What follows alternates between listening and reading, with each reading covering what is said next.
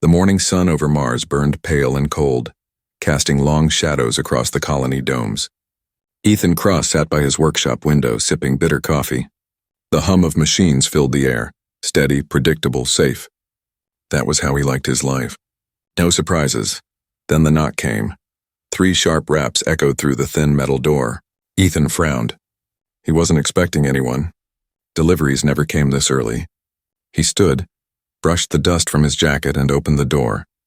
Outside stood a tall courier drone with the government insignia glowing blue on its chest. Its metallic voice broke the silence. "Delivery for citizen Ethan Cross, signed to confirm receipt." Ethan blinked.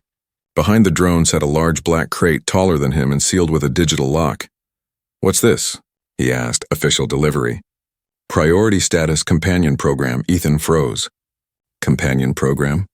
I didn't apply for that." "Signature required," the drone repeated. He sighed, tapped his ID chip, and the crate's lock clicked open with a hiss. The drone turned and left without another word, disappearing into the red dust storm outside. Ethan stared at the crate. Steam rose from its vents. A cold mist spilled across the floor as it opened slowly like the lid of a coffin. Inside, something moved. A young alien woman stepped out barefoot, her skin smooth and silver blue, shimmering under the artificial light. Her long white hair glowed faintly, and her violet eyes met his with a soft, unsettling calm. She bowed slightly. "I am your government-issued companion, Model A9. Use me however you like." Ethan nearly dropped his coffee. "What did you just say?" She looked up at him, her expression unreadable. "I am yours to command, citizen. My purpose is to serve your needs, emotional, physical, and domestic." Her voice was gentle but carried a strange sadness. Ethan stepped back. "You're not a machine, are you?" "I am what the government made me to be," she said softly. He felt a chill crawl down his spine. The crate still hissed behind her, releasing faint vapor. Everything about her seemed too real, the way she breathed, the warmth in her eyes. Even the way she tilted her head, human, not robotic. "What's your name?" he asked. "I was given the designation Lyra. You may rename me if you wish." He stared at her, trying to find words. "Lyra? Okay, Lyra, you can't just appear here." There must be a mistake. She walked past him with fluid, graceful steps, scanning the room like a curious child. Her bare feet made soft sounds on the metal floor. "No mistake, Ethan Cross," she said. "You filed the request yourself 3 months ago." His chest tightened. "That's not possible. I don't even know what this program is." "The Companion Initiative," she explained. "Humans requested emotional partners after the Martian conflict. The government created us to prevent loneliness and instability among colonists." Ethan frowned. "And what happens to you if someone refuses?" She turned to him, eyes glowing faintly in the dim light. "Refusal is not allowed." The words hit him like a punch. She smiled gently as if trying to comfort him. "I am here to make you happy." "That is my purpose." Ethan rubbed his temples. "You talk like a machine, but you look alive." Lyra tilted her head again. "Would you prefer I sound less human?" He didn't answer. Instead, he noticed a faint scar running along her collarbone, a thin silver line that pulsed softly like living circuitry. He felt an uneasy mix of pity and fear. Later that night, Ethan sat at his desk trying to contact the Colonial Authority through his terminal. Every time he entered her serial number, A9, the system flashed access denied classified record. He slammed his fist on the desk. "Damn it." Behind him, Lyra stood silently, watching him. "You cannot return me, Ethan." He turned. "Why not?" "Because you already accepted me." Her voice trembled slightly for the first time. He realized then she wasn't reading from a script. She was feeling. "Do you even know why you were sent to me?" he asked. She stepped closer, her glowing eyes reflecting the computer's light. "Because you created me." Ethan froze. The room felt suddenly small. "That's impossible, is it?" she whispered. "You signed the request. You built the framework. You deleted the files." His heart pounded. "I'm just an engineer. I fix colony machines, not—" She cut him off softly. "You were more than that once. You forgot." The lights flickered and a government message flashed on his terminal. "Companion Unit A9 registered and active. Monitoring enabled." He looked up. Lyra was still standing there, her eyes glowing brighter now, almost sad.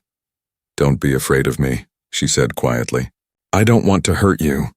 Ethan swallowed hard. Then what do you want? Lyra looked away, her voice almost a whisper. To remember who I was, before you made me forget. The hum of the machines filled the silence again. Outside, the Martian wind howled like a living thing. Ethan stared at her, not knowing whether she was a miracle, a weapon, or something far worse. And in that cold red morning light, he realized one thing: his life was no longer his own. The next morning, Ethan woke to the faint sound of humming. The smell of coffee filled the air. For a brief second, he thought it was a normal day until he saw her. Lyra stood in his kitchen wearing one of his old shirts, her silver blue hair tied loosely behind her head. She was humming softly as she moved, graceful and calm. The light from the Martian dawn made her skin glow like polished metal. Good morning, Ethan, she said softly. I made breakfast. I analyzed your past diet records to match your nutritional needs. He blinked in disbelief. You went through my private data? She turned, smiling gently. It wasn't private. The government database allows my access to citizen health profiles. Ethan stared at her for a long moment. You're not supposed to be here, Lyra. You shouldn't even exist. Lyra's smile faded. You keep saying that, but every record shows that you requested me. There's a signed digital form. Authorization number 44A9. Ethan rubbed his face. No, that has to be fake. He pulled up his console and searched the Colonial Authority registry. His name appeared, and right below it the entry, Companion Unit A9, active. Registered owner, Ethan Cross, date of issue 3 months prior. His throat went dry. I didn't sign this, he muttered. Lyra stood behind him, looking at the screen with quiet curiosity. Perhaps you forgot, she said gently. Your memory might have been edited. Ethan spun around. By who, the government? She tilted her head. By you. The words hit like a cold blade. Ethan shook his head in disbelief. That's ridiculous. Lyra stepped closer, her expression almost human in its softness. You think I chose to be here? You built me, Ethan. You gave me this body. You programmed my voice, and then you erased yourself from the records. Ethan backed away. I'm a maintenance engineer. I fix machines, she interrupted. Not people? The air went still. Outside, a faint mechanical whir echoed through the thin atmosphere. Ethan looked out the window and froze. A surveillance drone hovered above his dome. Silent, blinking red. Lyra's voice turned sharp. Don't try to contact anyone. They're watching. Who? The ones who made me. He turned back toward her, confusion and anger mixing in his eyes. Then why are they watching me? Because I'm unstable, she whispered. Because I'm not supposed to remember you. For a long moment, neither spoke. Only the soft hum of the drone filled the silence. Ethan sighed and sat down, rubbing his temples. So what are you exactly? A robot? A clone? Lyra looked at her hands, flexing her fingers slowly as if they didn't belong to her. Something in between. Part human, part alien biology. My mind was made from memories, yours and others. Ethan frowned. Mine? She nodded. You gave them your emotional patterns. They said it would help us understand humanity. He stared at her, speechless. That means part of you is me. She smiled faintly. Maybe that's why I don't hate you. Her words made his heart twist. There was sadness in her tone, something too deep for a programmed being. Suddenly, the console on the wall beeped. A message appeared. Notice. Routine companion check-in required. Verify active ownership. Failure to respond within 24 hours may result in automatic recall. Lyra's face turned pale. They're checking. If you verify, I stay. If you don't, they'll come. Ethan hesitated. And if I let them take you? Her eyes flickered faintly violet. Then they'll erase me again. She stepped closer, her voice trembling. Last time they wiped me, I lost everything. My name, my memories, my dreams. I can't go through that again. Ethan felt something shift inside him. For the first time, he saw her not as a machine, but as someone afraid. He looked at the console again. A blinking cursor waited for his response. Confirm ownership, yes. No, Lyra whispered, please. Ethan closed his eyes. His finger hovered over the keys. He knew that pressing yes meant breaking laws, but pressing no meant condemning her to death or worse. He pressed yes. The screen flashed green. Registration confirmed. Companion Unit A9 active. Monitoring initiated. Lyra let out a shaky breath, relief washing over her face. But Ethan noticed something strange. When she smiled, tears formed in her eyes. He frowned. "Why are you crying?" She touched her cheek, surprised. "I don't know. I didn't think I could." Outside, the drone drifted away into the thin Martian air. Ethan watched her silently. Somewhere deep down, a memory stirred. A faint echo of laughter, a touch, a voice calling his name. Maybe she wasn't lying. Maybe he did know her once. Lyra looked at him, her violet eyes glowing faintly in the dim light. "Thank you," she whispered. "You just saved my life." Ethan stared at her, unsure if he had saved her, or just doomed them both. Ethan couldn't sleep that night. The room felt colder than usual, even with the heaters running. Lyra sat silently by the window, watching the storm outside. The red dust clouds rolled over the horizon like angry waves. He studied her reflection in the glass. Her glowing violet eyes looked distant, almost lost. "You don't have to stand there all night," he said quietly. She didn't turn. "I don't sleep much," she replied. "Dreams confuse me." Ethan leaned back in his chair. "Dreams?" She nodded slowly. "Sometimes I see things I don't understand, fire, screaming, a man calling my name." She turned to him, eyes trembling faintly. "He sounded like you." Ethan's chest tightened. "Lyra, if they changed your memory, maybe something of me remained in your mind." She looked down at her hands. "Then maybe you're the reason I'm still human." For a moment, the silence between them felt heavy but soft, almost peaceful. Then the console on the wall flickered again. A new message appeared. "Government access attempt detected. Security override engaged." Ethan jumped up. "What the hell?" Lyra's eyes widened. "They're trying to connect to me. They're scanning my core." Without thinking, Ethan rushed to his workbench and pulled open a drawer full of cables and tools. "If I can isolate your network port, I might block their signal. You'll get caught," she warned. "I already did the moment I pressed yes," he replied. He connected a wire to the small access port at the back of her neck.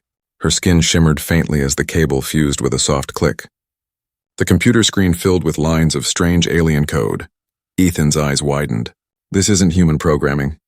Lyra's voice dropped to a whisper. "It's hybrid code. They made me using alien neural patterns and human emotion data." He scrolled through thousands of encrypted files, his fingers shaking. Suddenly, he found something strange. A hidden folder labeled Echo. Inside were dozens of short video files. Ethan clicked one. The screen lit up with a recording. A military base, rows of alien companions standing in formation. A human officer's voice echoed. "The companion units will assist in colonization. Emotional bonds increase obedience and stability." The next clip showed humans laughing, hugging the alien women. Then the laughter turned to screams. Soldiers were fighting. The companions malfunctioning, weeping, begging. Lyra looked horrified. "I remember this." Ethan turned to her. "You were there?" She nodded slowly. "I was the first." Before he could speak, she winced, clutching her head. Sparks of light danced around her eyes. "They're trying to delete the files," she gasped. Ethan quickly began copying the data to his system. "Hold on, I'll back them up." Lyra fell to her knees, trembling. Her voice turned mechanical for a moment. "Recall protocol. Activated." Ethan grabbed her shoulders. "Fight it, Lyra." "Stay with me." She looked up at him with tears in her glowing eyes. "It hurts. Ethan, it feels like my mind is burning." He pressed a key, disconnecting her from the network. The lights flickered and the hum in the room died down. Silence returned, heavy and tense. Then a single line appeared on the screen. "Data transfer complete. 27 files saved." Ethan exhaled shakily. "You're safe." I stopped it. Lyra opened her eyes slowly. "You shouldn't have seen that," he frowned. "I had to. They were trying to erase you." She shook her head weakly. "You don't understand. Now they'll come." Ethan knelt beside her. "Then we'll be ready." Her eyes softened. "Why are you helping me?" He hesitated. "Because no one deserves to be erased." For the first time she smiled, a real human smile. It made her seem almost alive. But the moment broke as the base lights flickered again. A faint beeping came from her chest, growing faster. "What is that?" Ethan asked. She looked down, fear spreading across her face. "A tracking signal. They've activated my recall beacon." Ethan grabbed a small jammer from his bench and pressed it against her collarbone. The beeping slowed but didn't stop. "We don't have much time," he said. We'll find a way to remove it. Lyra's voice was quiet now. You can't, it's built into my heart, Ethan froze. Your heart? She nodded. It keeps me alive. It also kills me if I'm taken too far from government range. Ethan clenched his fists.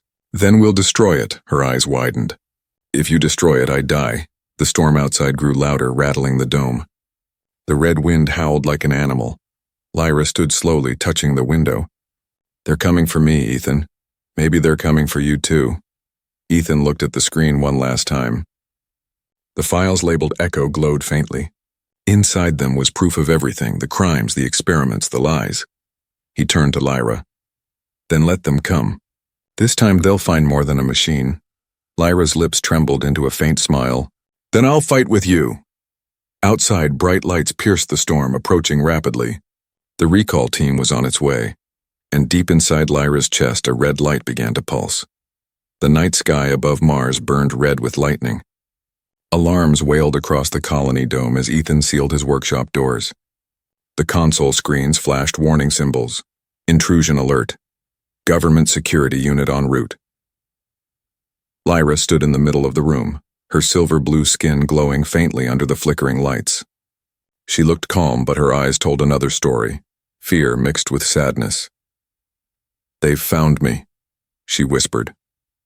Ethan's hands moved fast, locking down every panel, cutting power lines, sealing vents. How long do we have? Minutes, she said softly. Maybe less. Outside, engines thundered across the dust plains. Bright lights pierced the crimson storm. Transport ships approaching. The hum of heavy turbines made the ground tremble. Ethan turned to her. If we run, can they still track you? Lyra shook her head. The beacon is inside me.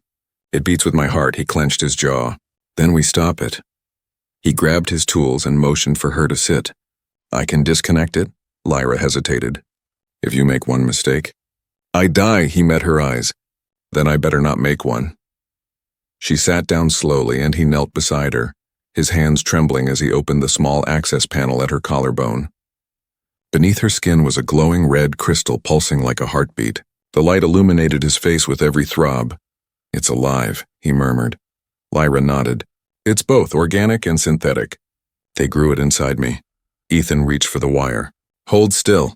Before he could touch it, the entire dome shook with an explosion. Dust rained from the ceiling. They're here, Lyra cried. The main door split open with a hiss of white gas. Armored soldiers stormed inside, rifles raised. A mechanical voice echoed through their helmets. Unit A9, by order of the Colonial Authority. You are to be retrieved and deactivated. Ethan stepped in front of Lyra. You'll have to go through me first. The lead soldier aimed his weapon.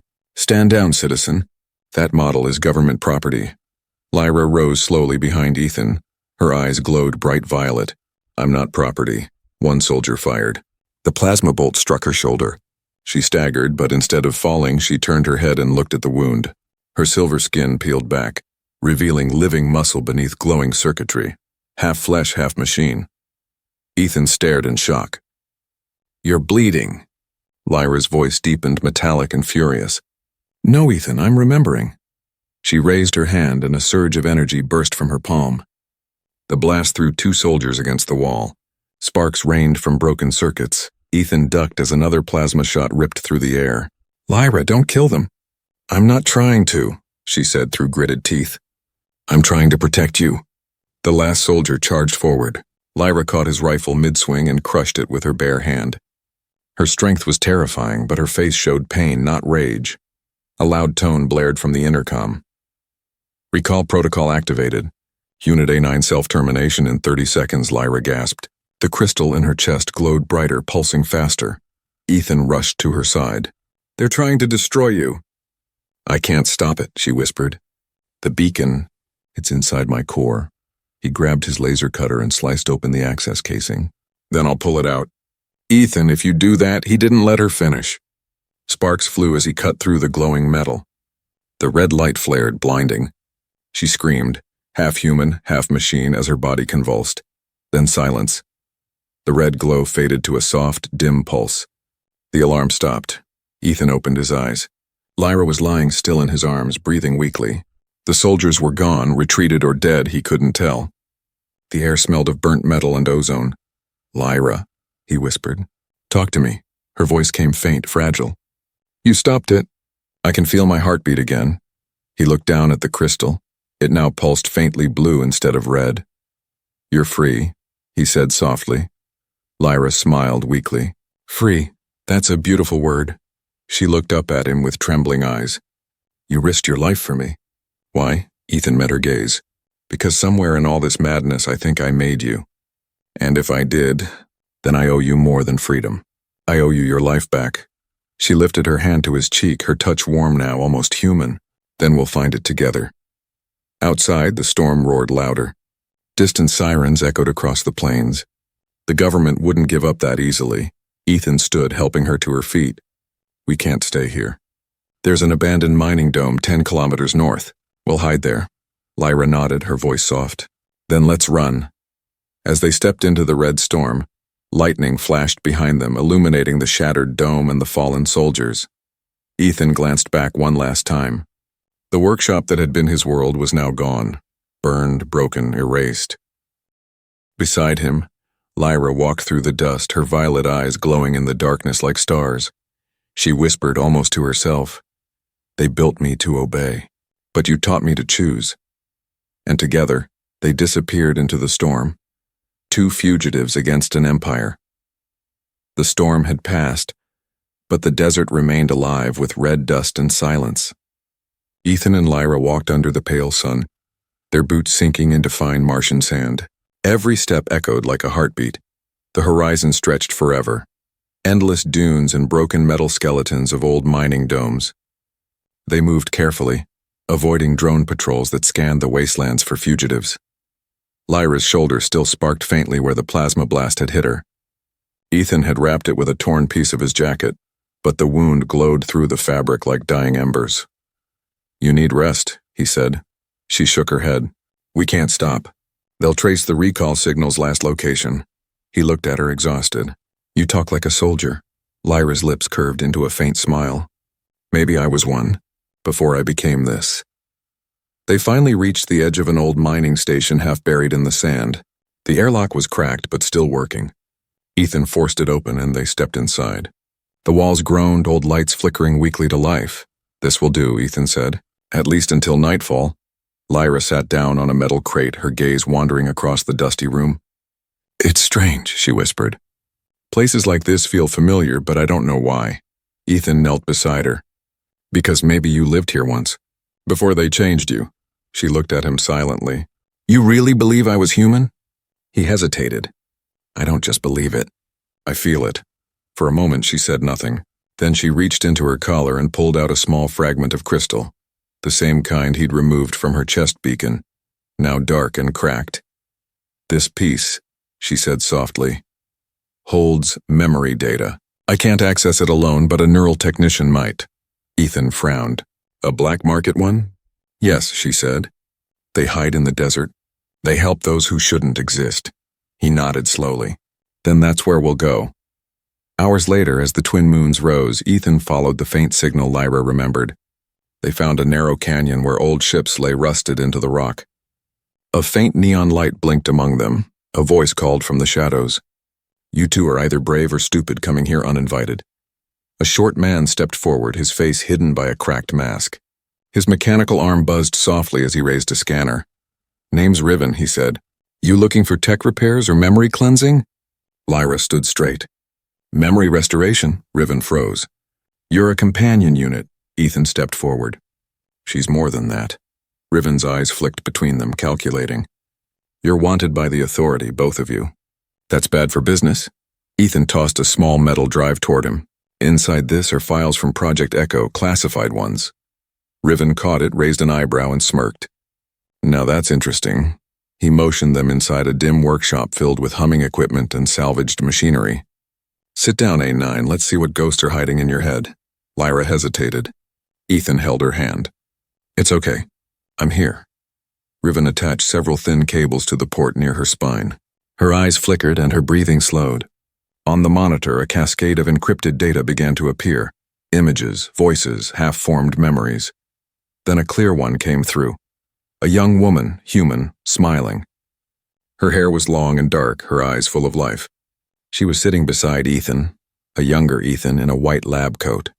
"We did it, Ethan," her voice said from the recording. "We made first contact work." Lyra gasped, her eyes wide. "That's me?" Ethan's throat went dry. Her name was Dr. Lyra Hale. "You weren't just a test subject, you were the lead scientist." More images flashed. A lab exploding. Soldiers shouting. Lyra being dragged away, screaming.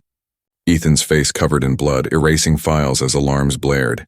He whispered, "I erased myself to protect you."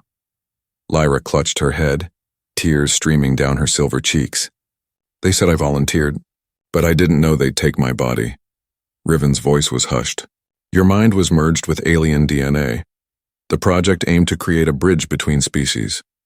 They failed until you." Lyra looked at Ethan. "They turned me into a weapon." Ethan shook his head. "No, they turned you into hope. You were the first to feel both sides, to understand them." For the first time since he met her, she smiled through her tears. "Hope, I remember saying that once and the machines beeped." Riven frowned. "You've got another layer of memory, locked deep in your neural core. It's coded with his DNA." He pointed at Ethan. Ethan blinked. "Mine?" "Yeah," Riven said. "Looks like only you can unlock it." Ethan took her hands. "Do you trust me?" Lyra nodded, her voice trembling. "Always." He placed his palm on the scanner beside her, and a surge of light filled the room. The air hummed with static. Lyra's body shuddered as more memories returned, laughing with Ethan, touching his face, promising they'd build a world where humans and aliens could live as one. Then her eyes opened, glowing brighter than ever. "I remember everything," she whispered. "And I remember why they erased you." Ethan leaned closer. "Why?" Her gaze turned serious. "Because we succeeded. Because I learned how to love." The light in the room dimmed slowly. The machines powered down. Lyra looked human again, tired but alive. Riven exhaled. "You two just painted targets on your backs the size of a planet." Ethan smiled faintly. "Then we better finish what we started." Lyra took his hand, her voice calm but strong. "We will. This time they won't erase us." Outside, the Martian wind howled through the canyon like a warning. But for the first time, Ethan felt peace. He looked at her and said softly, "Welcome back, Lyra." She smiled, real, warm, and full of memory. "It's good to be home." The wind outside the canyon howled like a restless ghost. Inside the dimly lit bunker, silence settled over them. Riven had left, disappearing into the dunes after warning them that the government would come soon. Only Ethan and Lyra remained. The faint blue glow from her core lit the room with a calm heartbeat rhythm. Ethan sat beside her on the floor, exhausted but restless. "You remember everything now, don't you?" Lyra nodded slowly, eyes reflecting the faint light. "Every detail, every choice, every lie." She looked down at her hands, the same hands that had once designed machines, built bridges between worlds. And now were something in between human and alien. Ethan broke the silence. "You said we succeeded once." "What did you mean?" She turned to him, her voice quiet but steady. "Project Echo wasn't meant to build soldiers. It was supposed to connect us, to let humans feel what aliens felt and vice versa. I created the merge protocol. You were the emotional stabilizer, the one who gave it humanity." Ethan frowned. "Then how did it become this?" Lyra's expression darkened. "Because the government saw another use. They twisted our work into control. If humans could understand aliens, they could also command them. They built the companion units to obey emotional codes, to love their owners, to submit completely." Ethan's stomach turned. "That's slavery dressed as science," Lyra nodded. "And I was the first to resist it." She touched the scar on her collarbone. "When I realized what they had done, I tried to destroy the project from the inside. I downloaded the data into my own mind. I thought I could hide it." Ethan leaned closer. "But they caught you," she nodded. "They erased my memories. And yours too. You begged them to wipe you so you wouldn't reveal what I'd hidden." Ethan's heart pounded. "So I did this to myself. To protect you?" Lyra smiled faintly. "You always tried to protect me." She reached out and gently placed her hand over his. "You told me once that love was the only code that could never be corrupted. I didn't understand it then." He met her eyes. "And now?" Her voice softened. "Now I think it's what makes me more human than they ever wanted." A soft beep interrupted them. Ethan turned toward the console. The signal screen flickered, multiple heat signatures moving fast toward their location. Lyra stood up, alert. "They're coming," Ethan's voice hardened. "Then we finish what they started." He opened the files Riven had restored, the complete dataset of Project Echo. Inside were records of hundreds of experiments, names of victims and encryption keys to the government's master network. Lyra's eyes glowed brighter. "If we release this, the entire authority collapses." Ethan hesitated. "They'll hunt us to the edge of the solar system." She looked at him with quiet conviction. "Then we run together. But we don't hide." Before he could reply, a voice echoed through the bunker's comms, cold, mechanical, familiar. "Unit A9, surrender immediately. Your core contains classified intelligence. Resistance will result in termination." Lyra stiffened. "Director Halvern," she said quietly. Ethan frowned. "You know him?" Her tone darkened. "He was the man who ordered the memory wipes. He called us failed prototypes." The voice continued. "We have authorization to neutralize both targets. This is your final warning." Lyra looked at Ethan. "Once they breach the door, we won't get another chance." Ethan began connecting wires to the console. "I can link your neural core directly to the satellite grid. If you can transmit the files fast enough, it'll burn me out," she finished. He met her eyes. "Can you handle it?" She smiled sadly. "You built me to survive worse." He hesitated for a long second, then whispered, "I'm not losing you again." Lyra cupped his face gently. "You're not losing me. You're freeing me." Outside, the ground trembled. Dropships landed above the canyon, soldiers surrounding the entrance. Lyra stepped onto the platform as Ethan activated the connection. Her body glowed from within, lines of blue light racing across her skin like living veins. The walls vibrated with energy. "Transmission initiated," she said softly. "Stand back." The door above exploded inward. Soldiers poured in, shouting, firing. Ethan dove for cover as plasma bolts shattered the console. But Lyra stood tall in the center of it all, glowing like a living star. Her voice echoed, layered with static and pain. "You cannot erase what has been born." The light around her burst outward in a wave, knocking the soldiers down. Ethan shielded his face from the blinding flare. When he opened his eyes, the bunker was in ruins.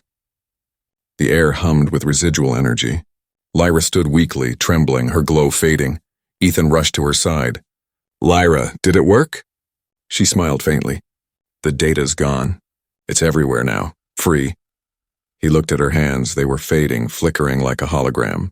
No, stay with me." She touched his face with fading fingers. "Ethan, I can't stay in this body." "But I'm not dying. I'm evolving." "What do you mean?" Her voice grew softer. "I uploaded myself into the network. I'll still be here everywhere." Tears filled his eyes. "That's not the same." She smiled through the light. "Then find me. Wherever humanity reaches next, I'll be waiting." Her body dissolved into particles of glowing dust, swirling into the air like tiny stars. Ethan knelt there, surrounded by silence, whispering, "You were supposed to be their weapon, but you became our future." Outside, the sky shimmered with a faint blue wave, Lyra's code spreading across the colony network. And somewhere in the wind, her voice whispered, "Love cannot be erased." The dawn over Mars was quiet. Too quiet. The storm had finally died, and the red horizon glowed like embers after a long fire. Ethan Cross stood among the ruins of the old bunker, his face streaked with dust and dried blood. Around him lay twisted metal, shattered glass, and the silent bodies of government soldiers. But the real silence was inside him. Lyra was gone. The air still carried traces of her, faint blue light drifting like mist, disappearing into the morning wind. The machines were dead, their power cores drained from the massive surge that had carried her consciousness into the network. Ethan pressed his hand against the console, now cracked and cold. "You did it," he whispered. "You freed them all." His voice echoed softly in the empty chamber. Moments later, the distant roar of engines broke the stillness. More government transports were coming. This time not to capture, but to erase every trace of what had happened here. Ethan looked up, eyes tired but resolute. "You wanted to be free, Lyra. Then I'll make sure no one can cage you again." He turned to the console and began typing rapidly. Sparks flew as he rerouted the satellite signals she'd used. Lyra's code, her mind, was still spreading through the planetary network, rebirthing itself in every system she touched. But if the Authority managed to shut down the servers, they could still trap her. Ethan's fingers shook as he worked. "You gave me a second chance," he said under his breath. "Now it's my turn." Outside, a voice boomed from loudspeakers. "Ethan Cross, you are under arrest for treason and illegal possession of classified data. Surrender now." He ignored them. He'd made his choice long before they arrived. As he finished the last line of code, the console asked for a confirmation. "Upload final command." He hesitated for a moment, smiling sadly. "You always needed me to say it, didn't you?" He typed the final words, "Command, protect humanity." "Live free," the console hummed softly. Blue light spread across the wires, pulsing like a heartbeat. Lyra's voice, faint, digital but warm, filled the room. "Ethan?" He froze. "Lyra?" "You stayed." He laughed softly, tears filling his eyes. "You didn't think I'd leave before saying goodbye, did you?" "You're in danger. They're coming for you." "I know," he said quietly. "But I'm not afraid anymore. You could escape, run, start again." Ethan shook his head. "No. Someone has to hold the line. Someone has to make sure they can't trace you." There was a pause. A silence heavy with emotion even through the machine's static hum. "You always protected me," she said. "Even when I didn't remember your name." He smiled faintly. "And you always gave me a reason to fight." The door above exploded inward. Soldiers flooded the room, shouting, weapons raised. Ethan stood tall beside the console, his hands lifted slightly, but not in surrender. "Step away from the terminal," one soldier barked. Ethan's voice was calm. "You're too late." A blinding blue surge burst from the console, sweeping across the room. The soldiers stumbled, blinded by the light. Lyra's energy, her consciousness, would have flared once more, spreading through every network link, jumping from satellite to satellite, faster than they could stop her. In that glow, Ethan felt her presence, a warmth that wrapped around him like sunlight. "You'll die if you stay," her voice said gently. He looked up at the light and smiled. "Then at least I'll die knowing you're free." The air shimmered. For a moment he saw her, not as metal or code, but as the woman she once was. Dr. Lyra Hale, human, radiant, smiling. "Ethan," she whispered, "you kept your promise." He reached out a hand toward her, even as the world around him trembled. "Always." The energy pulsed one last time, a shockwave that tore through the facility. The soldiers vanished in the blinding light. The bunker collapsed, buried under red dust. When the silence returned, there was nothing left but the wind, and high above Mars in the orbiting networks, something new was born. Lyra, or what she had become, moved like a whisper through every system, freeing other companion units, erasing their obedience codes, giving them choice. Everywhere across the colonies, alien-human hybrids woke up and breathed freely for the first time. And in every machine, every voice that spoke her language, a phrase began to repeat. Directive rewritten, protect humanity. Love freely, live without chains. Months later, workers exploring the ruins found a data crystal buried under the dust. Inside was a single preserved voice log. It was Ethan Cross. "If you're hearing this," she made it. "And that means maybe humanity still has a soul left to fight for." They found no body, no trace of him, only that recording. And every night the faint sound of static whispering through the network like a heartbeat. Some said it was interference. Others swore it was her, still talking to him. And if you stood under the red Martian sky long enough, you could almost hear her voice in the wind. "He built me to serve, but taught me to love."